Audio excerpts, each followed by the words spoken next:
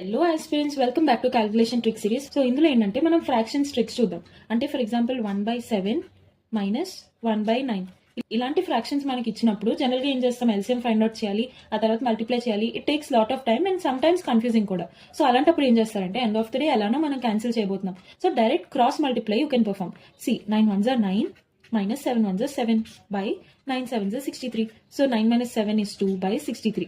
ఇవంటే రెండు కోప్రైమ్స్ కాబట్టి అలా చేసాం. అలా కాకపోతే ఎలా చేయాలి అని మీకు డౌట్ రావచ్చు. సో అది కూడా అంతే, like 2 by let's say 7 minus 1 by 14, right? 14 2s are 28 minus 7 1s are 7 by 14 into 7, right. Multiply చేసే టైం వేస్ట్ కాబట్టి ఇలా డైరెక్ట్గా you can do. So 28 minus 7 is 21 by 14 into 7. 7 1s are 7 3s are, so 3 by 14 is the answer. I hope it's clear. And 2 by 9 minus 5 by 6.